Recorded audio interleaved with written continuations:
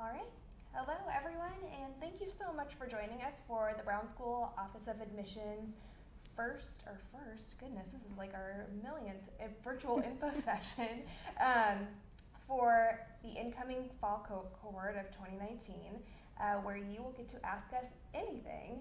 My name is Sarah Birch. I'm an admissions and recruitment specialist for the Brown School, and with me are several members of the Brown School community who you will hopefully be getting to know very well over the next couple of years.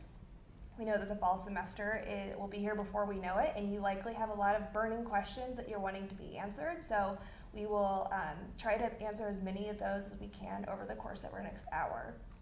Before we get started, I'd like for my panelists to go ahead and introduce themselves. So I'll have each of you share your name, your roles at the Brown School, and then just a general overview of what kind of questions you can answer. We'll start here. My name is Zach Roma. I use he, him, his pronouns. Assistant Director for Student Engagement at the Brown School, mainly in charge of things like orientation, commencement, and help a lot with our student organizations on campus. Thanks, Zach. My name's Braveheart, he, him, his. I can answer questions about the student experience, what to do, what not to do. Hi, I'm Chloe Risto. I'm the MSW Program Manager. I use she, her pronouns. I do a lot of academic advising for social work students, so you can ask me questions about that. And I help run various events for the MSW program. Hi, my name is Katie Noonan. I'm the Assistant Director of Financial Aid at the Brown School. So I use she, her pronouns, and I can answer any questions about financial aid, tuition and bills, fees. I'm also an academic advisor for dual students, so you can ask me questions about that as well. Hi, I'm Elizabeth Hahn. I use she, her pronouns, and I am the MPH Program Manager at the Brown School. You can ask me questions about the MPH curriculum. I also do a lot of advising, primarily for MPH students, and feel free to ask questions about the MPH program in general. Awesome. Thank you all so much. So before we get started with the questions that were submitted in advance, I am going to go over a few important tasks that you should be completing now and over the course of the summer, and then we'll begin fielding those questions. Huge thank you to those of you who submitted those questions online beforehand. We also encourage those of you who are watching it with us live to go ahead and submit questions throughout the event, and we'll try to get to those at the end, and if not, we can certainly follow up with you afterward to answer those questions. So let's go ahead and go over those important tasks, especially as they pertain to course registration. So course registration opens on Tuesday, June 18th at 9 a.m. Central Time, and before that opens, there are some necessary steps you'll need to take. For those who have submitted their intent to enroll, you should have received your enrollment packet in your email on May 22nd. We'll continue to send it out on a weekly basis to those who are still submitting their intent to enroll, but for your convenience, it is also linked on the Brown School's website under Admitted Student Resources. Please review the enrollment packet carefully and take special note of the required steps outlined in the beginning of the packet, as these dates and tasks are in each phase are essential to ensuring that you are on track for completing the necessary requirements for enrollment. Specifically, you'll want to have completed steps 1 through 5 by this point if you have not done so already. The packet also includes course sequencing guides, which will be helpful in drafting your registration worksheet. On Monday, your academic advisors send an introduction email to their advisees at your worcester.edu email address. If you haven't set up that email address yet, that's probably why you haven't received that email yet. So please go back to steps 1 through 5 to ensure that all of that is set up correctly. With the help of your advisor this week, you can work to complete step 6 in the enrollment packet, which is to have your registration worksheet reviewed and approved. Please note that since everyone will be sending their registration worksheets to their advisors around this time, it may take a couple days for them to review and respond. And then once your registration worksheet has been approved by your academic advisor, you will be all set to register for fall semester courses on June 18th, beginning 9 a.m. Central Time. The instructions to complete course registration are outlined in step 7 of the enrollment packet, and your advisor can help answer any questions you have. So we know that we're asking you to do many things this month and throughout the entire summer. So to help you along the way, we've created some checklists that are living in various forms. This week we sent the June checklist to your email inboxes. The list is also in the back of the enrollment packet, along with checklists for July and August, and we've linked it on our website under Admitted Student Resources. So going off of what we've just been talking about with course registration, I'd love to ask for my academic advisors on the panel, as we move closer to that, do you have any additional tips to add to ensure that registration is a smooth process? What things should students anticipate at this time? Yeah, so making sure that you have 2 choice lists is really important. You'll have your first choice list and then your second choice list. That will come in handy perhaps on registration day if the first choice course that you are interested in is already full. You will immediately have a secondary choice that you can flip to and enroll yourself into that class. So all of us academic advisors are going to make sure that you have 2 different lists, your first and your second choice. So that's something I think would be really helpful for registration day. Yeah. Absolutely. I was going to say also just make sure for especially MPH students, make sure your advisor knows what your specialization is, so that way they can make sure that you're in the correct, enrolling in the correct courses in that first fall semester. Excellent. All right, thank you both. So continuing along with the course registration theme, we did have a few questions that were submitted beforehand about course registration. This first one is going to be for Chloe. It's specifically from an advanced standing student who needs to choose 2 concentration courses for the first semester. They want to know how to figure out which courses they need to take or should take first. And additionally, they're not sure what courses they're exempt from, so where do they go and who do they ask to find out? Great. So if you are an advanced standing student, there's a pretty good chance I am your academic advisor. So, hey. So together, you and I, we will work to figure out what courses you might take for those 2 additional classes. I'll work with you to find out what concentration you are interested in, and we can talk about what classes that means. There are planning forms for every single concentration that we will use as a guide during your entire time at the Brown School. And in terms of figuring out what you are given credit for from your BSW program, that'll be a combination of me and my friend Sarah Birch over there in the admissions office. We'll figure out which of those courses you've received credit for, and then you and I will go from there to figure out what you registered for on June 18th. Excellent. Thank you very much. Next question, is it possible to enroll in courses from other colleges? This question was submitted by an MPH student, but I think this could be answered by anyone. So they were specifically wondering if they can choose a med school course. So Elizabeth, I'll have you answer that. And then Chloe, you can expand upon any MSW options. So yes, absolutely. Students take courses at other colleges at WashU often, especially at the med school for MPH students, but also at the law school, the business school. Definitely let your academic advisor know if this is something you're interested in, and we can make sure we walk you through those steps to make sure it's approved. But definitely for MPH, we have a list of courses that students have taken at the med school, and we'll be happy to share that with you once you're here. Same goes for the MSW program. Any class that you want to take that's graduate level in other areas on WashU's campus will be counted towards your electives. We also have something called the Inter-University Exchange, where you will have the opportunity, if you'd like, to take a course at a couple of our neighboring universities here in town. And again, I or another academic advisor will work with you to, like Elizabeth said, do the necessary steps, fill out the necessary forms, but they would be considered elective credit. Great. Thank you both. Now we have a couple questions that were submitted about proficiency exams. The first one, Katie and I will tag team. I'll look to Katie for the answer for most of this, but the question was, for proficiency exams, what will the exam formats be? What grade is needed to pass? And what do we need to find out, or when do we find out if we passed? And so Katie, I'll have you answer those, and then also just give a little note about what proficiency exams are, their purpose, and how folks can register for them. Yeah, excellent. So proficiency exams, just very quickly, are exams you can take to pass out of some of the foundation level courses.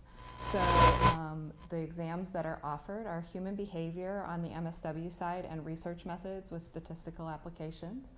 And then research methods on the MPH side, and statistics as well on the MPH side. If you don't know if you could pass out of them, but you think maybe you could, I definitely recommend taking the test because there's no harm in doing it. If you do pass, you get another elective to take, and that's excellent, and it'll give you some more room in taking some higher level classes. If you don't, then there's no harm either. So that's what proficiency exams are. The format for them is multiple choice. They're done on paper, and you have to get a 70% in either research methods for MPH or MSW or human behavior, or an 80% total for the biostatistics exam. Was there a third part of that question? Yeah, and then when do they find out if they pass? Yes. You should get your results within 48 hours of taking the exam. And if that happens during orientation, like closer to orientation, if that happens now, then you can work with your advisor to already come up with the plan for what classes you'll take, if you pass. If that happens closer to orientation, your advisor will also be CC'd on that notification, and you'll immediately start picking out what those alternate classes are. Great, thank you. So this next question is more for Chloe and Elizabeth, but also about proficiency exams. So this person is taking it before orientation, and they want to know, how do they change their first semester courses if they pass? Great. So like Katie said, if you are going to take that proficiency exam before you come to August orientation and you pass, then your academic advisor and you will connect and figure out what the next steps are. For MSW students, for regular standing MSW students, most likely that means you will just take the next foundation level course in your sequence. For my advanced standing students out there, this doesn't matter because you probably have already gotten the credit for those classes. But Elizabeth, for MPH, how does it work?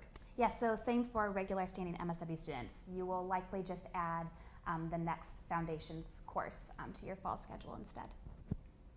All right, great. Thank you so much. So the next set of questions are kind of pertaining to preparing for class and essentially just preparing to be a good student. So Braveheart, I'll look to you for some of these, but then I think other folks can answer as well. Just feel free to jump in. The first question I'll ask you, Braveheart, is how many people will be in my classes on average? Yeah, so I've attended 2 semesters so far, and it's varied. So I'd say I've had a class with like 15 students, and the maximum I've had is 25. I don't know if there is an official number.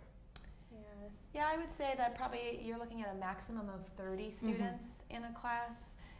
We typically don't max out any higher than 30, so I would say your 15 to 25 is a pretty good safe bet.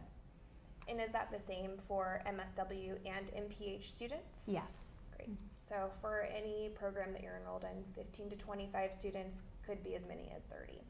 Thank you all for that. Braveheart, a couple more questions for you. What will my homework assignments look like, and how many hours of homework will I have a night? Yeah, it depends on the classes you're taking and the professors you're engaging with. Some professors may have more homework than others, but in my experience, it was never more than a couple of hours of homework a night, maybe 3 times a week. Yeah. And so the first semester is heavier in workload as compared to the second semester, but in the second semester we're doing our practicums, and so there's more work to do during the day. Just different type of work. Well said. Essentially. Yeah. And in the first semester, at least for me, I wasn't very practiced in writing papers. So over time, my speed in writing has increased, and so I can do my homeworks faster. Yeah. And what kind of assignments are you seeing generally, and what other things do you see from other students too? Yeah, again, it depends on the class. So the research-based classes, there's more reading.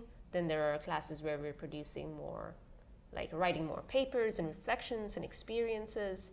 And then there are, I'm a system dynamics, specializing in system dynamics. And so then there's more programming in that space. So it depends on the subject area. Great. All right, the next question is for Elizabeth. And we had a couple questions come in about joining specialties or specializations in the public health program. So is it possible to, is it not possible to? Some confusion around that. So I'm gonna have Elizabeth explain what the possibilities are within the public health program as far as specializing goes. Thanks, Sarah. Yeah. So due to practicum requirements, MPH students cannot officially declare 2 different specializations or dual specialize. However, there are still plenty of ways to expand your expertise at the Brown School. So students can take additional electives outside of their specialization requirements. In addition, you might want to consider the generalist specialization. So generalists select courses and specializations from across all of our specializations to tailor and best fit your professional interests. Also, there are a few electives that are shared between specializations, so especially if you're interested in like global health and EPI, definitely let your advisor know, as we have several electives that fulfill requirements for both of those specializations. And if you have any questions or concerns about this, please do reach out to me personally. I'll be happy to walk through these options in more detail with you. Great. And then Chloe, I wanted to have you just expand a little bit upon what that could look like too for MSW students as far as combining or kind of crossing between different concentrations and specializations. Sure. So for the MSW program, in terms of specializations, they fit really nicely into your 9 credits of elective space. So you can fulfill a full concentration and then add the specialization into your electives. There's a concentration called Domestic Social and Economic Development that does use some classes as part of the concentration that are also utilized in one of our specializations, but you can talk with your academic advisor about what would that play out like, what does that mean. There are some courses that would perhaps quote double count depending on what you decide to declare. But yeah, I mean, the elective space is a great space to either declare a specialization or use your elective space to take some courses from other concentrations, because you have that opportunity and you can have a little bit of both. Great.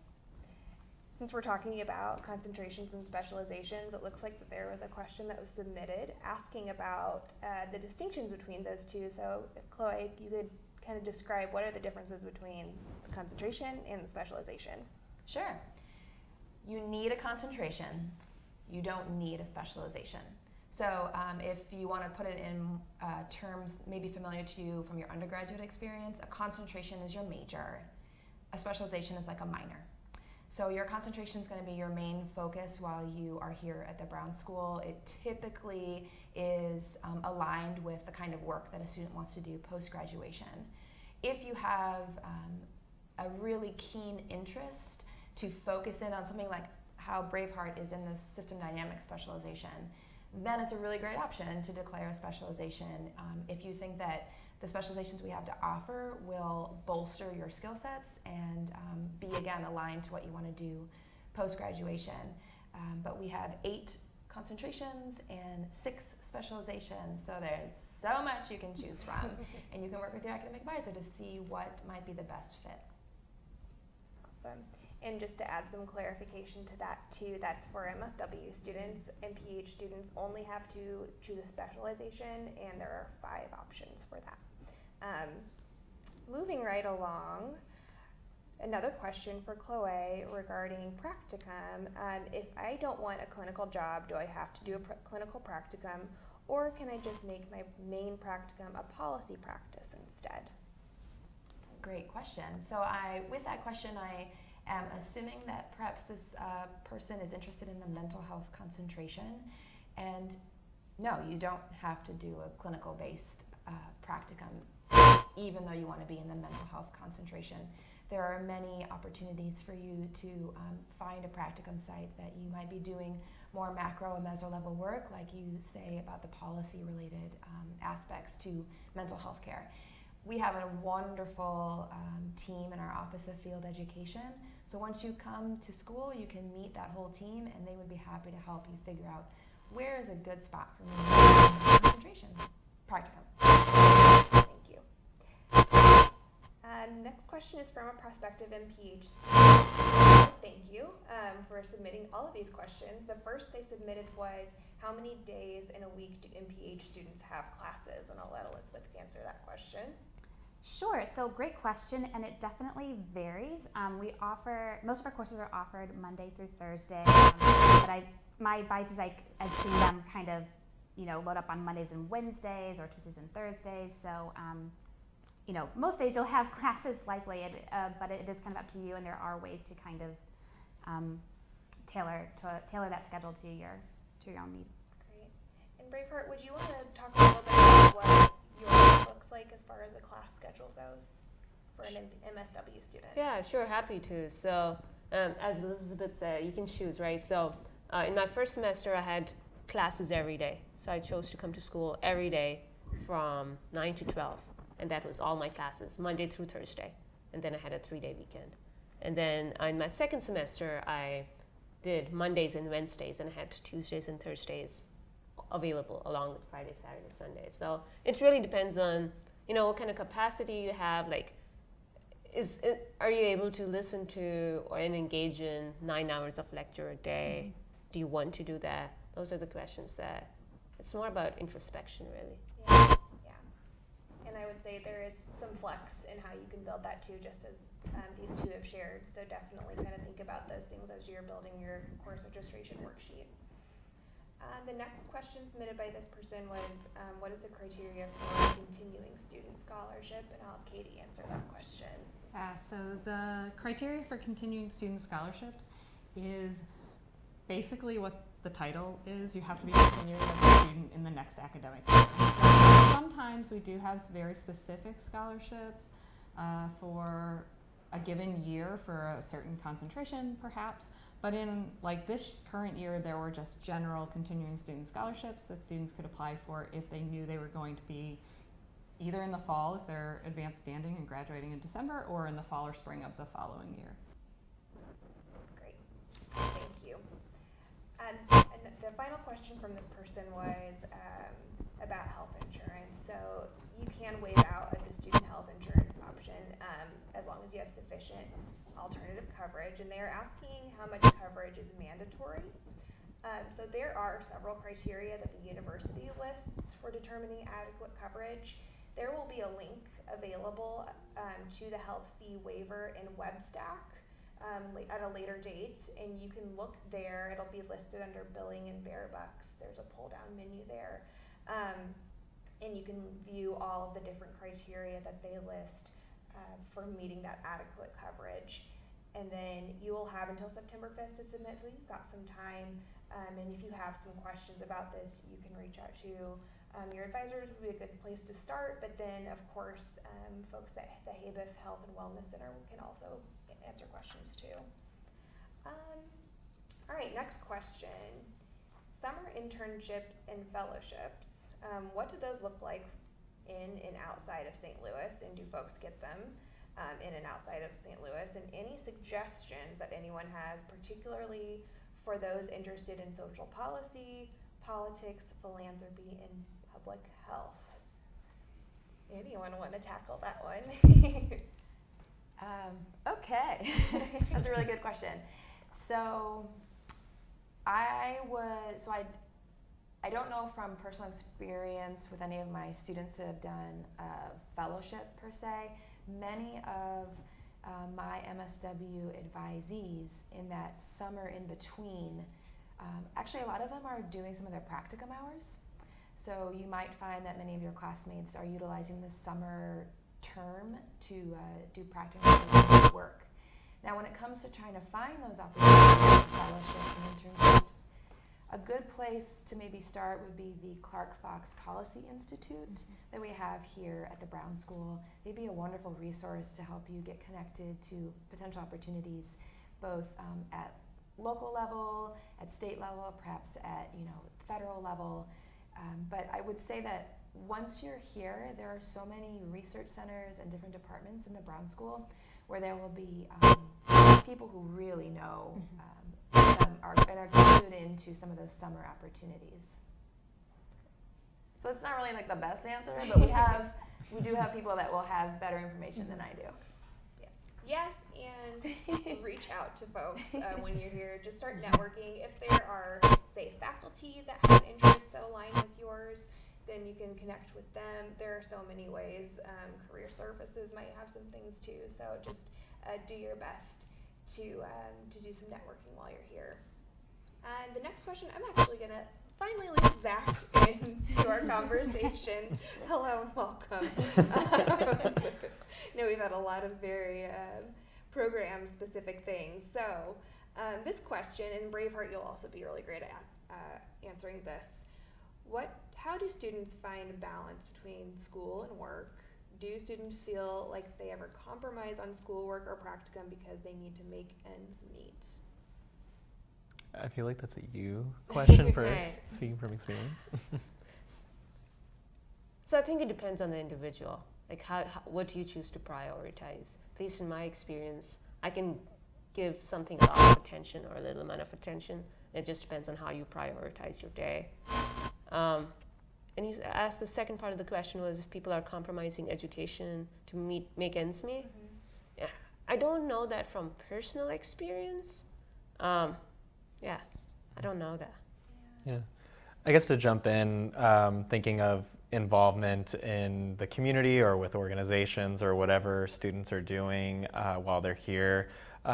Whenever I'm advising someone in that capacity, I always say you're a student first, and you literally cannot do any of the other things that you hope to do if you're not a student at the Brown School. So I do stress prioritizing your academics, and that you're passing your classes, going to classes, and doing your group assignments, and that kind of rises to the top of the priorities. And then everything else, it really is a struggle for time management. Grad school is just a beast. And especially when you throw practicum on top of it in that spring semester for MSW students, it can be a lot. So I think it's really just everyone figures out the time management that works for them. And it definitely will be a learning process over that first year especially. Something that's been really helpful is, so all the syllabi clearly state when everything is due. And so detailing which weeks are the busier weeks than the other weeks, and communicating with our practicums and our, some of you might have research assistant roles. So having those conversations early that like towards finals week, you're not going to come to work, right? Like you're going to be preparing for the finals. So those conversations are really useful. Yeah, I think that's a great tip. And then also just reach out for support when you need it. Everyone here is a great resource to you while you're here. So if you do feel like you might be struggling in some areas, talk to somebody, and they'll be happy to kind of help you through that and walk through what some of your options are as far as getting through the next couple hours, the next day, the next week, whatever it looks like to kind of help support you and succeed, because that's what we're all here for. We want to see you succeed. Next question is a little bit more logistic, and I'll have Zach answer this one too. I've heard there are lockers in Goldfarb Commons. How do I go about renting one? Yeah, well, there's actually lockers in Hillman as well in the lower level in a couple different spots, and there isn't a rental process. It's kind of a claim it when you can, and you're free to remove the lock and take your stuff out at any time.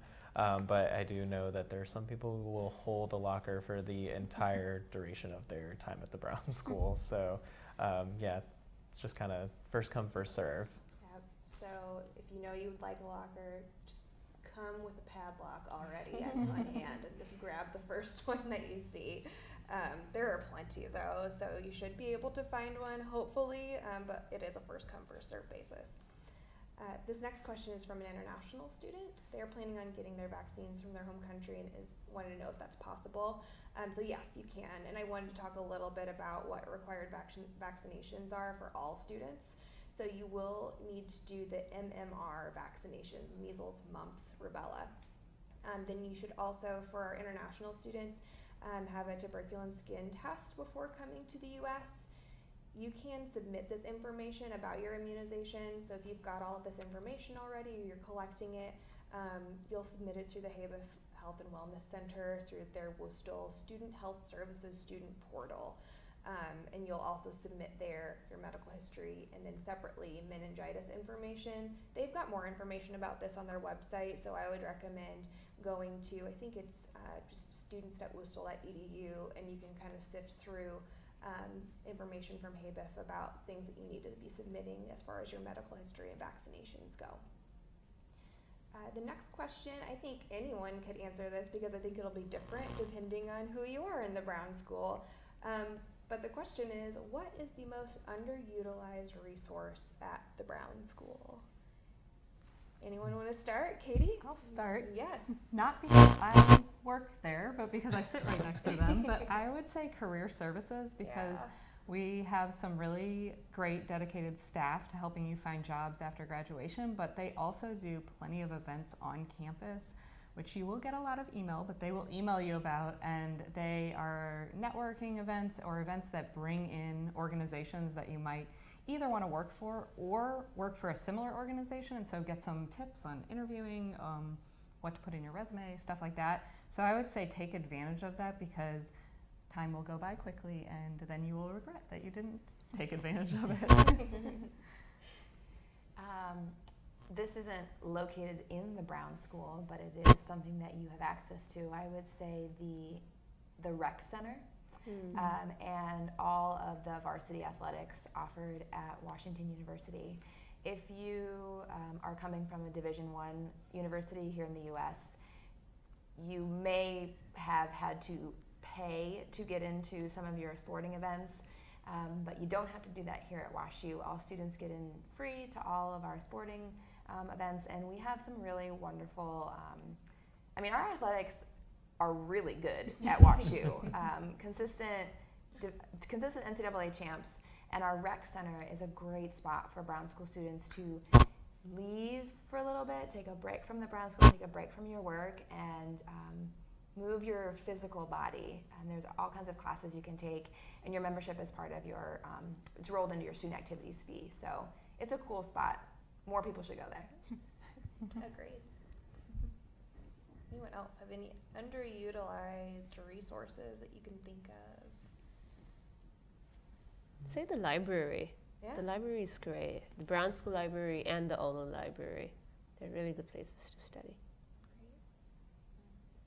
And the librarians are amazing too. I was going to say, I consistently hear how wonderful our librarians are and how wonderful WashU librarians are at just helping you find resources you will be utilizing. I would say in my experience, I utilized the library much more during graduate school than I did in undergrad.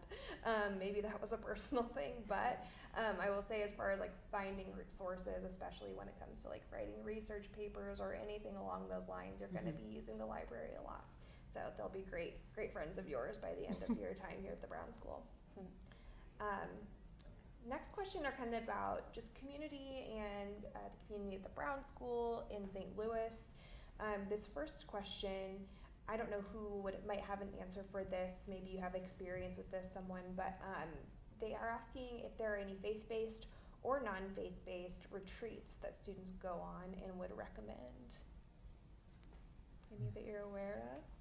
I'm personally not aware of any, but I'm sure many exist. Yeah, specific to the Brown School, I wouldn't say that we offer anything like that because, we're primarily academic unit and our resources are really focused on the population that we have. But I do know that the Center for Diversity and Inclusion had an interfaith retreat, and I think that took place over spring break, if I remember correct. So I'm not entirely sure what is open to all students versus just undergraduate students, but we do try to loop in a lot of those university-wide resources as well when we learn about them. The Center for Diversity and Inclusion does serve all students at WashU, so they have led some stuff. We do have the Danforth Center on Religion and Politics, I think, that will also do some programming around religion. But as far as getting connection within faith circles, there are some student organizations that are kind of overarching for everyone, Muslim Student Association, as well as we have the Catholic Student Center right across the street, JGrads if you're Jewish and a graduate student. So there's different opportunities to kind of find those connections and find your community along your faith. Perfect. Thank you. And if you do have some questions about some of those things more specifically, you can reach out to one of us and we'll be happy to link you to some resources after we do some research ourselves. The next question, Braveheart and then Zach too, I think could answer this. How are conversations on race and gender identity facilitated at the Brown School, and what works well, but how can you see that discourse improve? Yeah, that's a great question. I do find that there is space to have the conversations, and then it depends on the audience and how you bring up the conversation and seeing where it goes. I found professors to be really helpful and open within the conversation. Zach's been great about it too.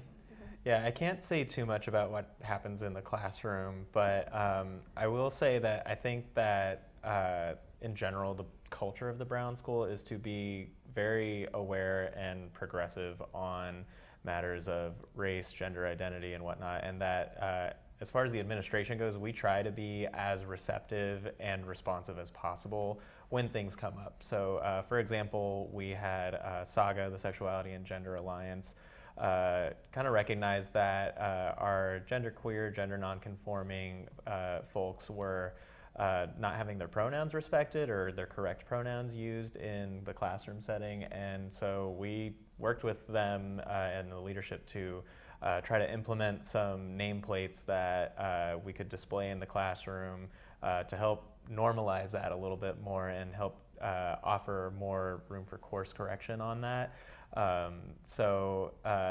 That there was some kinks doing that the first time around, but now that is something that's going to be institutionalized. And when you come to orientation, you're going to actually get your own nameplate that is new and improved from our first version to display in classes and help, kind of make that a more normative part of the Brown School culture. So I think as far as supporting around that goes, we really try to do better whenever we're told that there's a gap or an issue. Great, yeah, and I'll say too, as high up as Dean McKay, the Dean of the Brown School, they are listening to student feedback, and so if there are things that you're seeing while you're here that you really wish could be improved, make your voice heard, because folks are listening and are doing things to help improve our community here. The next question, and I think anyone could answer this really, how do students and faculty engage with and talk about current events in the region? So this person gave the example, for instance, are there spaces students are able to discuss and plan actions pertaining to the recent abortion legislation? Anyone? I mean, yes. The Brown School is your space, I would say, to talk about those things. I've seen in my time working at the Brown School immediate action when something has occurred, maybe in the St. Louis community, and we find a space, we find a room, we find a place, and we gather in community to talk through what folks are thinking and what folks are feeling. Our students are incredibly active, and I'm certain that Braveheart can jump in here. But there are conversations happening, student to student, student to faculty, student to staff, all over the place. I think you will certainly find that the Brown School is a space where dialogue is paramount, and folks are willing to activate and to show their support for each other, and to rally against issues that come up. And to just piggyback on that, for the recent abortion stuff, when that was happening, the Dean of Diversity and Inclusion here at the Brown School sent out an email to the whole community saying, here are ways you can get involved, and here's what's happening in the local community. So not only just students, but staff. Yeah. It's really appreciated for us as well to say, here are ways you can be active and participate in this stuff. And to piggyback off that, to answer this particular question about the stuff against abortion, so I went to the protest and I went with some Brown School students' friends, right? So it's about building a community where we all have these shared values and can connect with each other. We're all adults who are empowered to reach out to each other, right, and talk about it. And when I was there, I saw several other Brown School students as well, maybe 9 more. So there was a presence of us. So it's really what you're interested in and where you want to invest your time. And I think I would also even say that there's room for activism and action through some of the student organizations. So when things do directly target a specific identity-based group or ethnicity, what have you, that you know, I work with those groups to kind of identify the guidelines of what you can and can't do with like student activity fee money and whatnot, to respond and actually, you know, kind of empower yourselves to take action in some way. And so, but yeah, a lot of it, the students definitely take the space that they need, and we try to anticipate and be up to date about what's going on and respond very quickly, and try to create those spaces as well. Thank you all for that. Now for a little lighter a question. What are your favorite places to hang out and have fun in St. Louis? I'd love to hear everyone give one, if they can, example of what your favorite place is in St. Louis. Elizabeth, you want to start? So outside of the Brown School, I'm very involved in the local art scene here in St. Louis. So whether you're into jazz, classical, theater, there are so many places. The Grand Arts District offers like 10 different venues to go see different kinds of music and theater, very close to Wash U. So if you have any questions about the art scene, definitely come stop by. I'll have to talk to you about it. Mine, I think, are the parks, which are surprisingly not super populated when you go, and they're beautiful. So right next to campus is Forest Park. It has a great running path and racquetball, I think, and tennis and golf. And then Tower Grove Park, which is close to where I live, and I run there every Saturday, and there's a farmer's market and food truck Fridays, I think. I don't know, I don't go to that, but there's a lot of things happening in the park, free yoga. Definitely take advantage of it. I love a place called Cherokee Street in the Cherokee neighborhood in South City of St. Louis, which is near where I live. There you will find a large Latino population, and it's a great family neighborhood. There's kids everywhere, great food. They put on different festivals. I guess I probably like it because it's part of my neighborhood, and I think my neighborhood's really cool. But South St. Louis in the city is a great spot. I really like the space. It's called Shameless Dance. So it's a sex-positive coffee shop, library. They have a great brunch. They have a garden where my dog can hang out. They have so many books. I personally do love Tower Grove Park as well. It's close to where I live.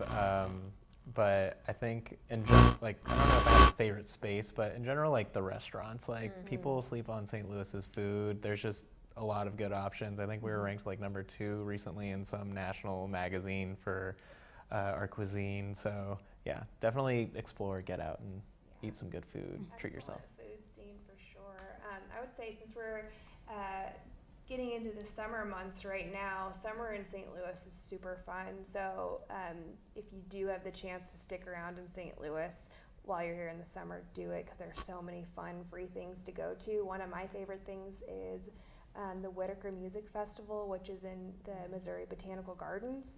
The Botanical Gardens are amazing by themselves, but every Wednesday in summer they have a free concert, outdoor concert. You can bring your own refreshments, you can bring a chair, a blanket, and then just hang out, listen to music. And the Botanical Gardens also has in the wintertime what's called Garden Glow, and they put a bunch of lights in the garden that you can walk through. It's really beautiful too. So that's definitely one of my favorite spots. I'm going to get to a few of the questions now that were submitted during the session. So thank you so much for those of you who have been submitting them during the live session. Appreciate it. The first one here is, how do I find a research position that isn't an MRF? So an MRF is a Master's Research Fellowship. The deadline for those passed a few months ago, but there are research positions still available. What would be the best way for a student to go about finding one of those? My biggest tip would be start making connections with faculty members, whether you're in the class with them or not, and the research centers. You can do that before you get to campus. If you know what type of research you're interested in, at least introduce yourself, and that way you're already on their radar when they're thinking about who might be interested in the research they're doing. There's also already an info session on the YouTube page, I think, that goes over like finding research on campus. So watching that might have tips I don't have on that. Totally. Braveheart, I know you do some research too. Any tips you would have on just engaging with research at the Brown School and finding those positions. Yeah, and just echo what Katie said, talk to the professors. They're really great. Mm-hmm. Yeah, great. Next question, when is a good time to start looking at simplicity for a work study or part-time job? I can go ahead and answer this anytime, really. There's no good or bad time to start looking around. I'm sure more positions will be posted as we get closer to the academic year. So hang tight if there aren't things that are popping up right away. Something else to note is that there will be a part-time job fair during orientation. So be present for that if you're looking for a part-time job, because a lot of offices, on-campus offices, and then organizations from outside the Brown School as well will be present to talk about part-time job opportunities that they have. The next question, this will be for Chloe. How do different pairings, and actually Braveheart can talk about this too, how do different pairings of the concentration and specialization shape our learning experience? So it really is going to depend on what your postmaster's goals are. So perhaps you are thinking that you want to work with older adults and aging societies, but you want to be doing more policy advocacy. So perhaps you want to take the policy specialization and then do the older adults and aging societies concentration. That I would highly recommend that you start talking to faculty, start learning about what they do. Every single concentration and specialization has a chair, so a lead faculty member. So schedule a meeting with the chair of each of those things that you might be interested in. Learn more about what it could provide you both while you're at the Brown School, but post Brown School as well. And gather as much information as you possibly can to figure out, does a specialization make sense for me in conjunction with this concentration, or maybe I just want to take a myriad of electives. But Braveheart probably has some great answers because you have a specialization. I do. I'd say it really depends on what you're interested in, right? And in my experience, I found that my concentration really complements my specialization. So some of the combinations may not work. So for example, and some of them may, right? But like, you have to see what works for you and what your interests are. So I have a friend who's doing mental health concentration with system dynamics as specialization, and that's phenomenal. I think that'll change the world, right? So it really depends on how you engage with it. Yeah, so many options. The next few questions are public health related, so Elizabeth, this will be all you. The first one, can we take electives? This is kind of similar to what we were talking about earlier, from the medical school, specifically that are in global health and infectious disease. The answer is absolutely yes. One course comes to mind right away, which is called Global Burden of Disease, and that is offered at the med school. Many of our students take it, usually students in the global health and epi-bio specializations, but regardless of what specialization you are in, we can definitely make sure we fit it in if that's something you're interested in. Great. Next question for you is, when will I complete my MPH practicum? Typically, MPH students complete it in their first summer, so in between your first and second year. There are occasionally students might plug, if an opportunity arises where they need you in the fall or spring, we will work with you, but again, most students do complete all 3 hours required in that first summer. Great. And then finally, how does the MPH certification in violence and injury prevention fit into the academic schedule? Is it through electives? Yes, so definitely through electives, and if that's something you're interested in doing, you will follow like the generalist track, and then we'll work with the faculty who run that program to make sure you're in the right courses. Great. And then it looks like we've got a couple more questions pertaining to concentration and specialization for MSW. The first one is, what opportunities do we have to connect with our peers, so second year students, in our concentration or specialization tracks? Braveheart, if you want to chat about that, and then Chloe can too. Sure. So for me, I found them through the research centers, through the labs that we're present in. A lot of us take the same classes because the classes aren't exactly, you can take a class sooner or later, right? So I met a lot of them through classroom experiences and then working on research projects together. Yeah, I will also add that just this past semester, the Associate Dean for Social Work had listening sessions for every single concentration, every single specialization. And out of those listening sessions, a huge comment was that students would like to be able to see each other more, first and second year students. So we do have some plans for the upcoming school year to do, I'll use the word mixer, but concentration-based and specialization-based hangout time so that first year students can meet second years in those same areas, get to know each other, ask questions about courses, get tips about what practicum opportunities were so great. So yes, those opportunities are coming. Awesome. All right, so we are about at the end of our session today. Thank you all so much. I do have one final question for all of you to answer, and that is if you have any final piece of advice for our incoming students. And anyone can start if something comes to mind. Get to know your academic advisor. Yes, of course, we're here to make sure you're approved and on track to register correctly, but we can also be your catch-all for anything, whether it's good or bad issues that you need help navigating at the Brown School or reaching out for additional resources. We're definitely here for you. I think I would say don't be shy to introduce yourself to people. There are a lot of different resources at the Brown School and a lot of different people with different experiences. So even while you're here, maybe connect with people who aren't going to be in the same area that you're going to be in because you have exposure to them right now. And there's a lot of great cross-learning. So. Yeah.